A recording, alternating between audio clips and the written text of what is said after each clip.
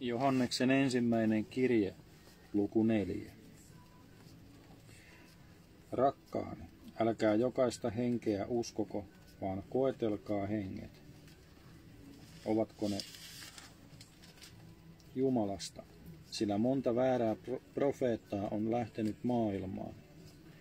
Tästä te tunnette Jumalan hengen. Jokainen henki, joka tunnustaa Jeesuksen Kristukseksi, lihaan tulleeksi, on Jumalasta. Ja yksikään henki, joka ei tunnusta Jeesusta, ei ole Jumalasta. Se on antikristuksen henki, jonka olette kuulleet olevan tulossa, ja se on jo nyt maailmassa. Lapsukaiset, te olette Jumalasta ja olette voittaneet heidät, sillä hän, joka teissä on suurempi kuin se, joka on maailmassa. He ovat maailmasta. Sen tähden he puhuvat niin kuin maailma puhuu, ja maailma kuulee heitä. Me olemme Jumalasta. Joka tuntee Jumalan, se kuulee meitä. Joka ei ole Jumalasta, se ei kuule meitä. Siitä me tunnemme totuuden hengen ja eksytyksen hengen. Rakkaani, rakastakaamme toinen toistamme, sillä rakkaus on Jumalasta. Ja jokainen, joka rakastaa, on Jumalasta syntynyt ja tuntee Jumalan. Joka ei rakasta, se ei tunne Jumalaa, sillä Jumala on rakkaus. Siinä ilmestyi meille Jumalan rakkaus, että Jumala lähetti ainokaisen poikansa maailmaan, että me eläisimme hänen kauttansa. Siinä on rakkaus. Ei siinä, että me rakastimme Jumalaa, vaan siinä, että hän rakasti meitä ja lähetti poikansa meidän syntiemme sovitukseksi.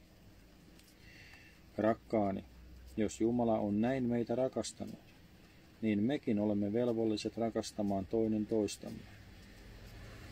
Jumalaa ei kukaan ole koskaan nähnyt.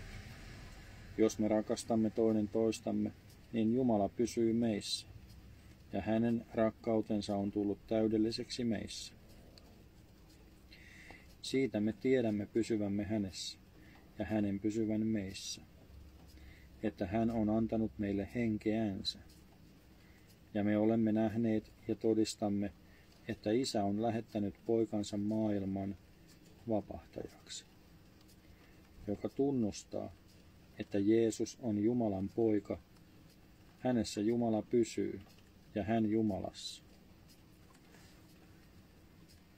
Ja me olemme oppineet tuntemaan ja me uskomme sen rakkauden, mikä on Jumalalla meihin. Jumala on rakkaus, ja joka pysyy rakkaudessa, se pysyy Jumalassa, ja Jumala pysyy hänessä. Näin on rakkaus tullut täydelliseksi meissä, että meillä olisi turva tuomiopäivänä, sillä sellainen kuin hän on, sellaisia mekin olemme tässä maailmassa. Pelkoa ei rakkaudessa ole, vaan täydellinen rakkaus karkoittaa pelon, sillä pelossa on rangaistusta, ja joka pelkää, se ei ole päässyt täydelliseksi rakkaudessa. Me rakastamme, sillä hän on ensin rakastanut meitä.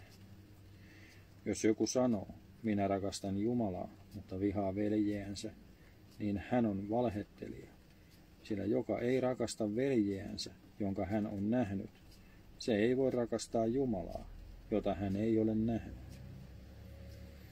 Ja tämä käsky meillä on häneltä, että joka rakastaa Jumalaa, se rakastakoon myös veljeä.